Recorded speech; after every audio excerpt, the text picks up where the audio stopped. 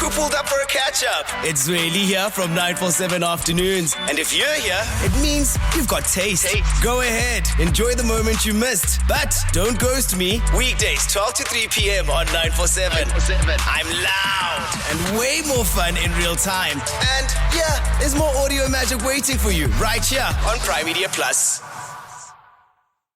Wake up with a bang. Hey, wake up! Anele and The Club On 947.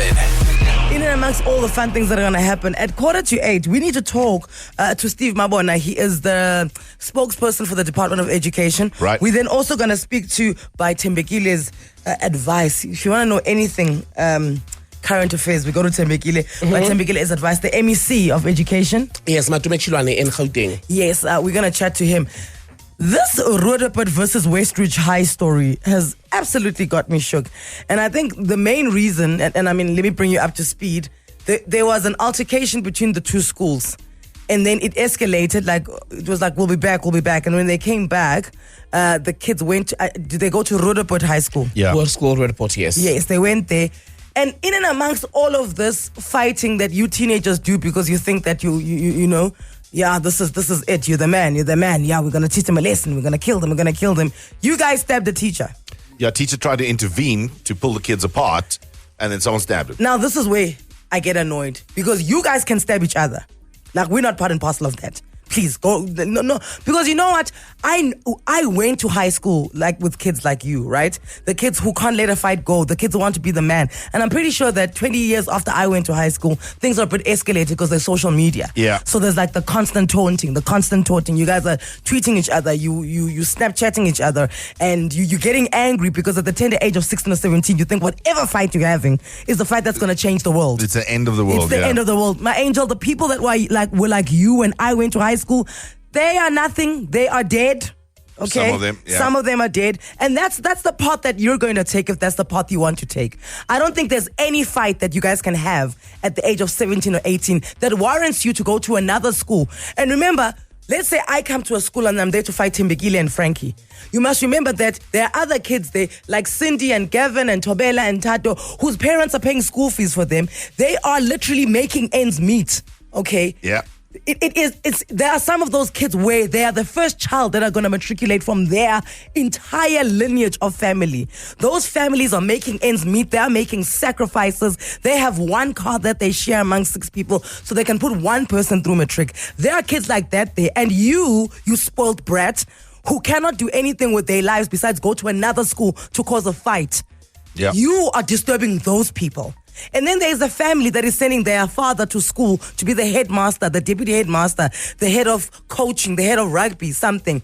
And he is there to also earn money for his family. And then you, snot-nosed 16, 17-year-olds who think you're the man, want to come and cause fights and carry knives to school, and you stab a person who's there to earn a life for his family.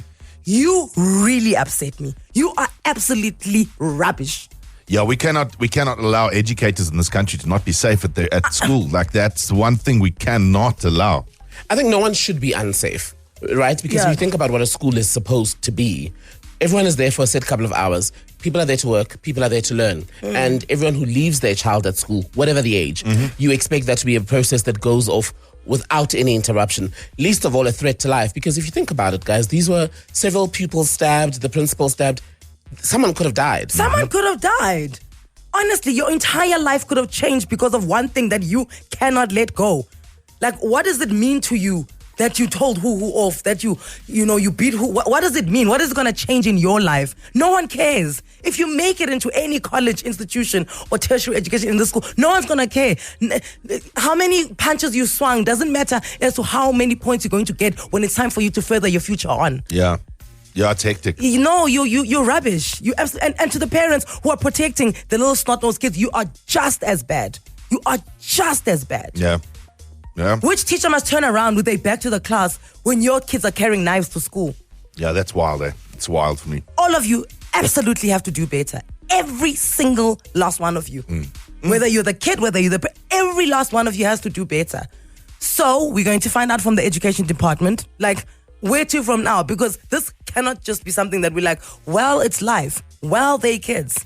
Yeah, how do we stop this? How do we change things? Because no one in the system ultimately, guys, is equipped to deal with this. When you go to college or wherever to learn to be a teacher, you're not there to be a security guard or a policeman, where now you have to break up grown men, essentially, who are stabbing each other in broad daylight. What then? No, you upset me. You really, really, Westridge High and Hoërskool Roodepoort, whoever it is, you bad apples in there, you are shameless human beings who should not be allowed anywhere around the rest of us because you do not know how to behave. Learners and the principal of Hoërskool Roodepoort sustained injuries following a fight with learners from Westridge High School, west of Johannesburg. The learners have since been hospitalized. Principal of Hoërskool Roodepoort is receiving medical treatment after being stabbed in their hand after allegedly trying to break up a fight between two rival schools. This violence between two high schools, Westridge High School and Hoërskool Roodepoort, geographically they actually aren't all that far away from each other. We have served about 19 learners with letters of suspension.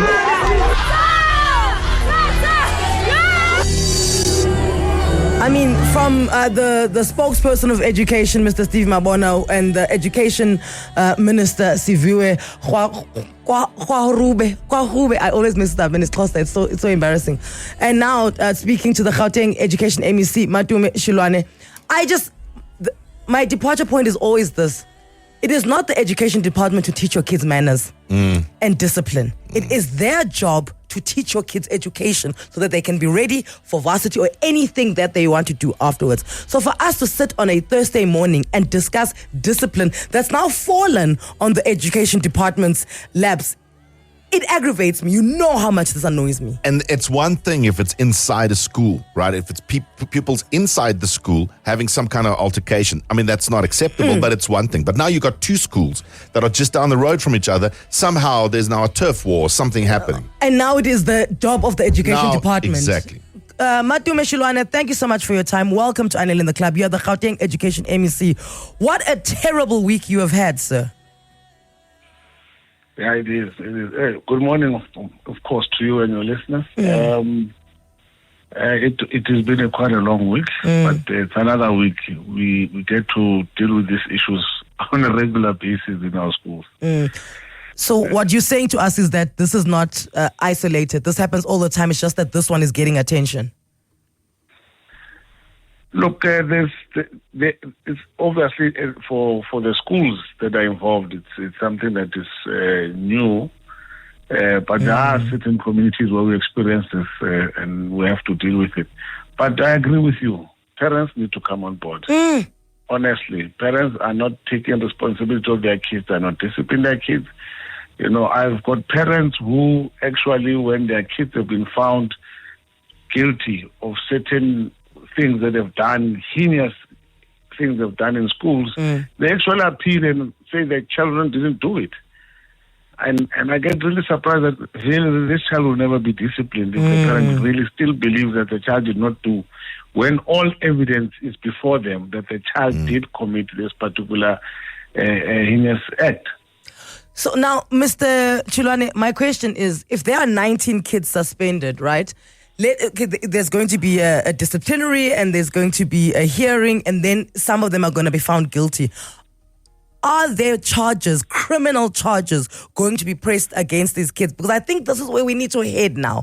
This thing of us using these kid gloves to handle children when they do such violent acts like stabbing. You know, stab a teacher, stab a headmaster. It's a criminal act. Why are we not pressing criminal charges? Yes, I do believe that there are cases that have been opened with the police. Okay. And it's actually 19 in one school and 3 in the other school. The number of kids, of which I need to applaud the leadership of the school for being decisive. We can't have this type of kids in our school to remain and nothing happens.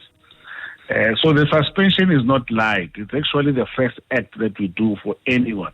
We suspend, then we take them through DC, then we take the next decision, whether to expel them or give them some form of punishment or clear them. So as things have done is what I've requested. I said, look, we need to be decisive with discipline. We need to be decisive to demonstrate that we will do anything to protect our learners and protect the learners from themselves when they are a problem. And this is what we're doing. And that cuts across our schools. I've told schools that we need to be strong with regard to discipline. Yeah. What I want to ask Mr. Chiloane, because this is where concern really for me is when that teacher got stabbed, right? And the safety of our educators in school, this has been a conversation that's been ongoing. And I know the department struggles with this. What can we do, right? Kids are bringing knives and things to school and educators are scared. What can we do? What are we doing?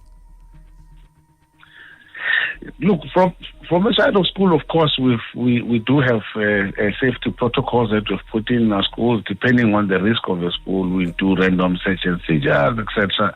And we've given them metal detectors. Some schools have given them metal detectors. Wow. They search learners every day.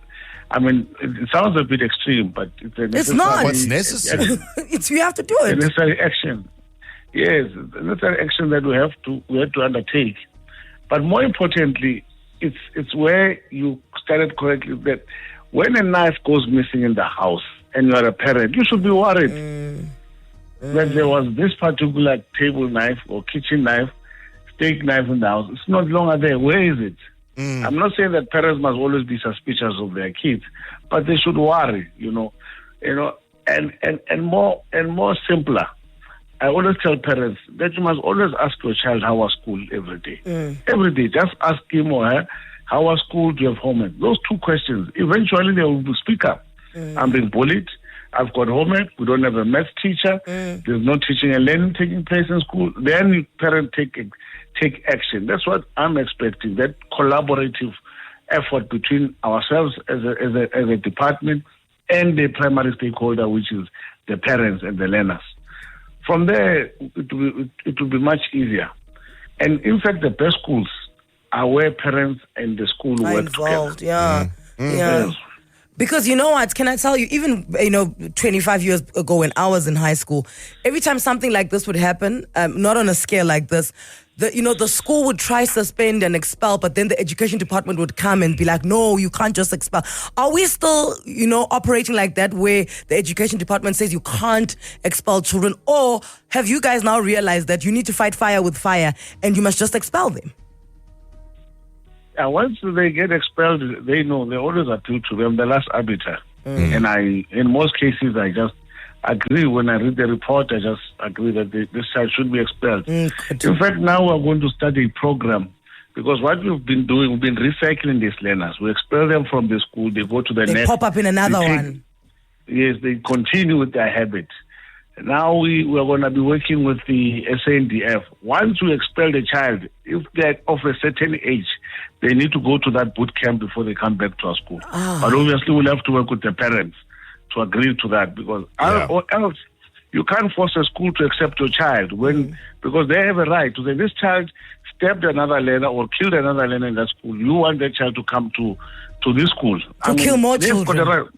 Yes, then you have to understand. So we have to show that this child has gone through a rehabilitative process where we can then bring them into the system. Yeah. Look, ultimately it's not to just remove what we feel is bad, but it's also not to lose any child.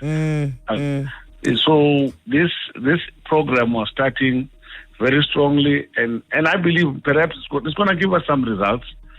Because we can't keep on recycling, and that's where the problem is. One, it moves from this school to the next school to the next school. It's like cancer. Yeah. It then spreads. I absolutely love that. I totally back that program. And once again, what I love about this is that the education department themselves are saying enough. What we're not going to do anytime now is just shift people around and think that the problem is going to go away, because that's another thing. You shift it around. You're like, when they matriculate, they won't be our problem anymore. They're going to be our problem, guys. They're in the community. They're in the community. They're in society. Yep. So the job is for us now as parents as well, is to support the schools and the education department. Stop protecting your badly behaved children. Yep. No one is calling you a failed parent. What you are, when you do become a failed parent, is when you refuse to see a problem and you want to use whatever power you may have to protect your child. You're not helping anyone. Most importantly, you're not helping yourself. Thank you so much, the Gauteng Education MEC, Matome Chiloane. Say goodbye now. Back to making your morning. Anele and The Club. I love this show. On 947.